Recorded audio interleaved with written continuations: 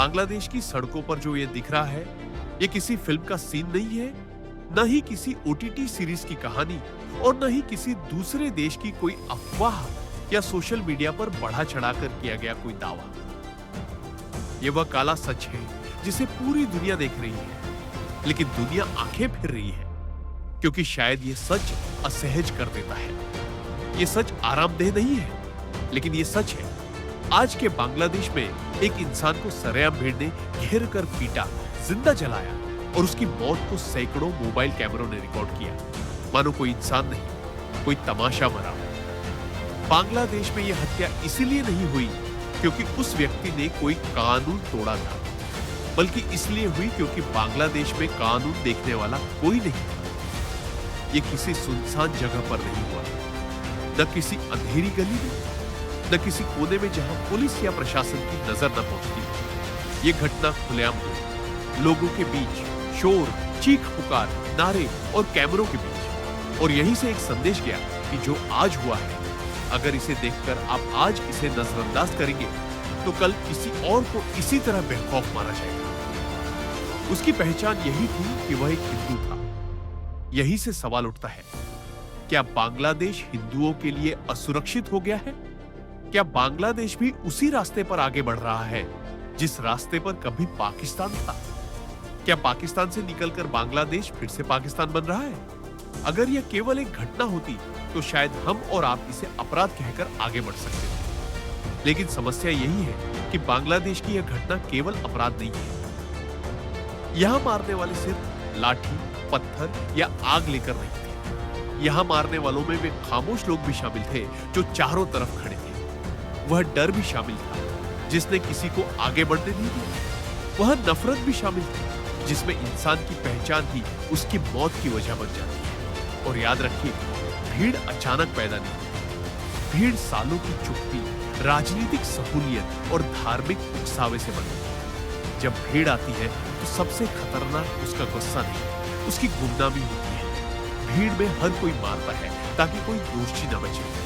और जब कोई समाज उस भीड़ की हिंसा को रोकने के बजाय उसे कैमरों में रिकॉर्ड करना चुनता है, तब सवाल सिर्फ अपराध का नहीं रहता, वह समाज की आत्मा का सवाल बन जाता है। इतिहास गवाह है, जब भी किसी देश में कट्टरपंथी ताकतों ने सत्ता पाई है, देश की बर्बादी की शुरुआत ऐसे ही हुई है। बांग्लादेश में जिस व्यक्ति को इस भीड़ ने मारा, उसका नाम दीपू चंद्र दास था।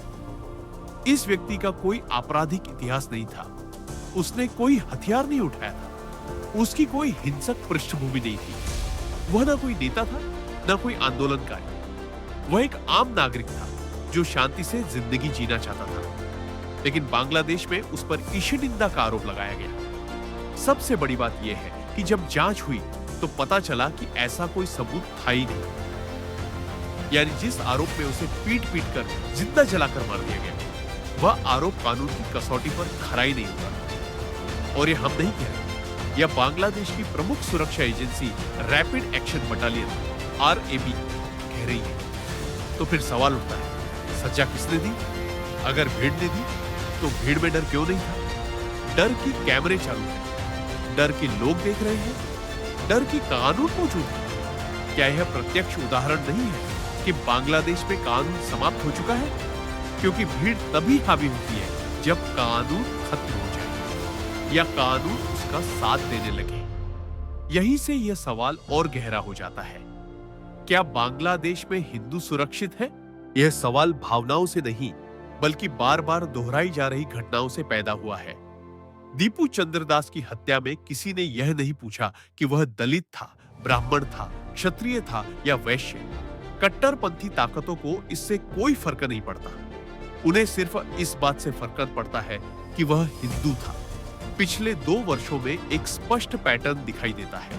2024 से 2025 के दौरान बांग्लादेश के अलग अलग इलाकों में हिंदू बस्तियों पर हमले हुए, घर जलाए गए, दुकानें तोड़ी गई, मंदिरों में तोड़फोड़ हुई, लोगों को डराकर पलायन के लिए मजबूर किया गया। 2024 में राजनीतिक अस्थिरता के दौरान भीड़ और हिंसा के बीच हिंदुओं के घरों, व्यवसायों और पूजा स्थलों पर 2000 से अधिक हमले दर्ज किए गए। यह कोई व्हाट्सएप फॉरवर्ड नहीं है, यह सार्वजनिक रिपोर्ट, मीडिया कवरेज और मानवाधिकार संगठनों के रिकॉर्ड है। 2025 में भी कुछ नहीं बदला। जुलाई 2025 में रंगपुर जिले में भीड़ ने हिंदू इलाकों पर हमला किया।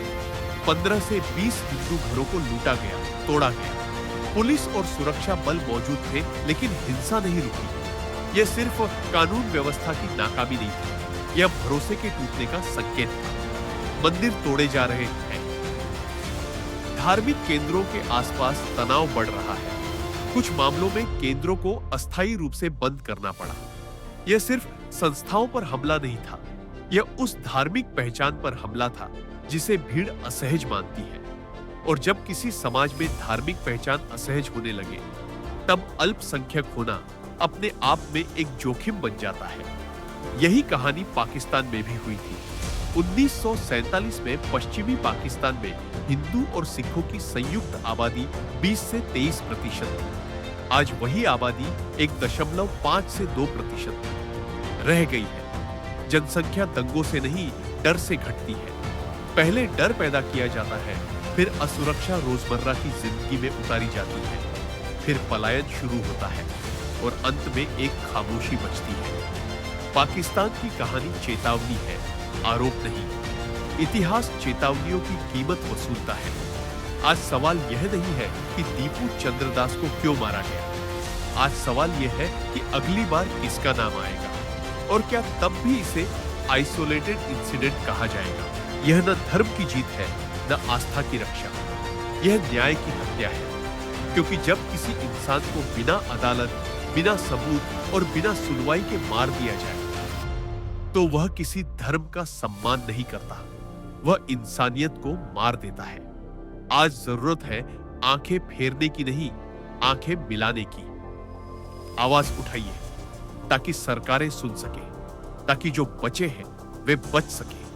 और अंत में एक सवाल, क्या पाकिस्तान से निकला बांग्लादेश फिर से पाकिस्तान बन रहा है? क्या वही इतिहास दोहराया जा रहा है? आप क्या सोचते हैं? कमेंट सेक्शन में जरूर लिखिए। जय हिंद, जय भारत। नमस्कार।